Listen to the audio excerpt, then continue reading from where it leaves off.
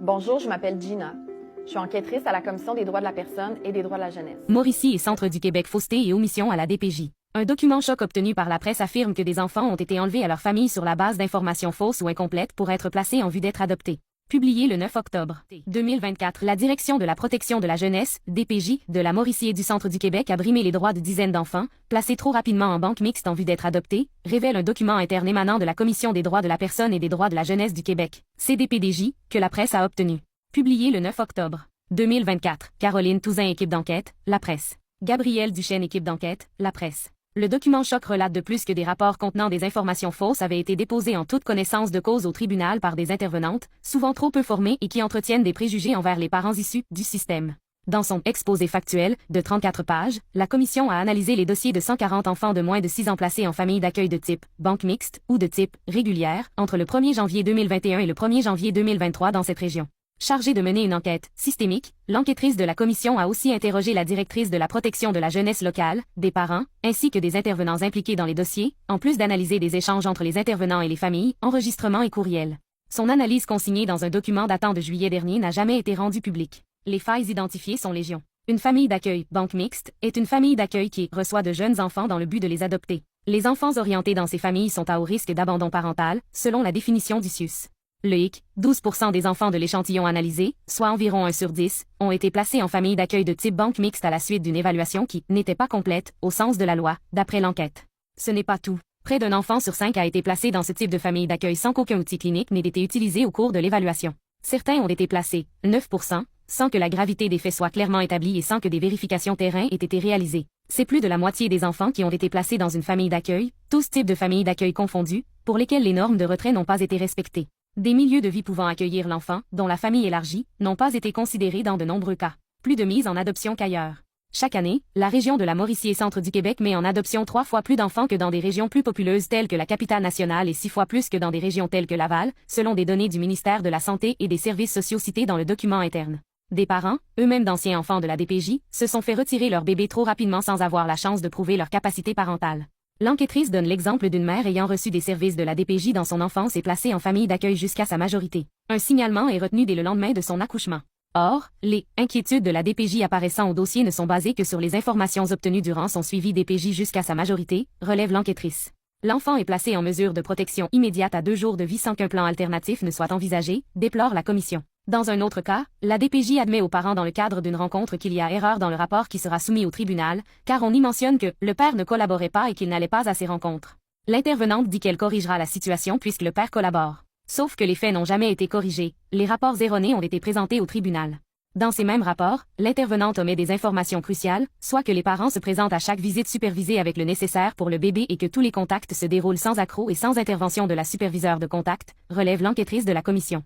D'ailleurs, bien souvent, les décisions importantes ne reposent que sur le jugement de l'intervenant au dossier. L'enquête de la commission démontre une quasi-absence de comité décisionnel en ce qui concerne l'avenir des poupons. Dans plusieurs cas, des démarches d'adoption ont été entamées sans que les critères prévus par la loi soient satisfaits. Dans certains dossiers, des informations erronées ont été mises de l'avant dans le cadre d'une demande d'admissibilité à l'adoption, toujours selon cette enquête. Censée favoriser la participation active des parents, la DPJ de cette région n'a pourtant offert aucun soutien ou suivi social adéquat aux parents dans une majorité de cas, 69%. Lorsque les parents ont demandé de l'aide à la DPJ, leurs demandes ont été ignorées ou refusées, démontrent plusieurs dossiers analysés. Dans beaucoup de dossiers, 46%, les faits énoncés dans les rapports d'évaluation ne s'appuient sur aucune preuve et n'ont fait l'objet d'aucune vérification complémentaire, a aussi découvert la commission. Des informations ne sont ni vérifiées ni validées avec les parents et les professionnels concernés, insiste l'enquêtrice dans son rapport. L'enquête de la commission démontre une absence d'analyse des critères établis pour retirer un enfant de son milieu dans une majorité de cas, 54%. À titre d'exemple, une intervenante écrit que « ils sont passés tout près de retirer les enfants pour sensibiliser la mère ». Or, cette situation ne fait pas partie des critères de retrait du milieu familial, précise l'enquêtrice de la commission. Absence de motifs justificatifs. Des interdits de contact entre les parents et leurs enfants ont été demandés au tribunal par la DPJ dans la majorité des cas. Or, dans 64% des cas où un interdit de contact a été prononcé, la commission a été incapable de comprendre les faits qui justifiaient une telle mesure en lisant les rapports. Pire encore, ces interdits ont tous été entérinés par les spécialistes en activité clinique, SAC, les chefs de service, ainsi que le contentieux du CIUS de la Mauricie et du Centre du Québec, sans qu'aucun d'entre eux ne soit remis en question, a découvert l'enquêtrice de la commission. Des enjeux de courtoisie et de neutralité, de la part des intervenants envers les parents ont aussi été observés ainsi que des lacunes en lien avec les responsabilités de la DPJ d'offrir de l'aide, des conseils et de l'assistance, 54% des dossiers. Dans plusieurs dossiers, des informations sont omises, manipulées et ou inventées afin de prendre les parents en défaut. L'enquêtrice de la commission. Parfois, les interventions entre les différents membres d'une même fratrie ne sont pas cohérentes. Pour une même situation, des mesures seront mises en place pour un enfant, mais pas les autres, et ce, bien que leur niveau de vulnérabilité soit comparable, apprend-on dans l'enquête. Dans de nombreuses situations, l'analyse de la situation repose essentiellement sur les opinions, biais et préjugés des intervenants, constate également l'enquêtrice. Les outils cliniques sont peu ou pas utilisés, a-t-elle découvert. Lacunes dans les visites supervisées. De nombreuses lacunes dans la tenue des visites supervisées entre le parent et l'enfant sont également soulevées. Des informations et des observations non pertinentes et sans lien avec les motifs de compromission, raison du signalement, sont colligées dans le dossier à la suite des visites supervisées. À propos d'une mère de 4 enfants, l'intervenante écrira, à 16h42, X l'un des enfants de la mère mange des biscuits avec du crémage. La mère la laisse faire. Les problèmes démontrés dans le cadre de l'enquête ne se concentrent pas dans un bureau de la région, tient à préciser l'enquêtrice en conclusion de son exposé des faits. Ils surviennent dans toutes les régions de la Mauricie, centre du Québec, sans distinction.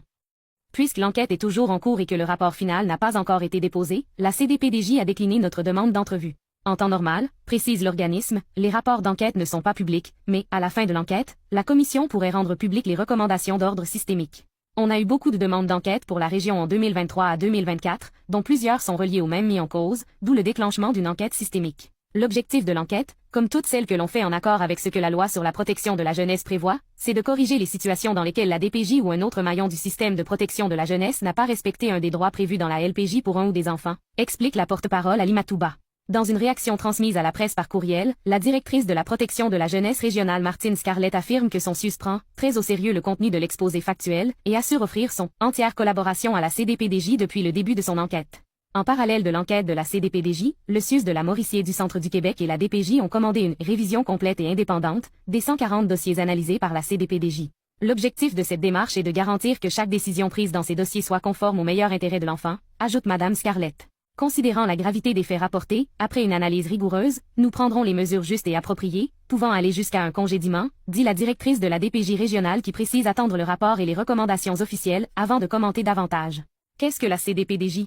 La Commission des droits de la personne et des droits de la jeunesse du Québec, CDPDJ, est notamment chargée de veiller à la protection et au respect des droits des enfants reconnus par la loi sur la protection de la jeunesse et la loi sur le système de justice pénale pour les adolescents. La Commission reçoit les plaintes concernant les services de tout établissement, organisme ou personne chargée de veiller au respect des droits des enfants et des jeunes pris en charge en vertu de ces 2 lois.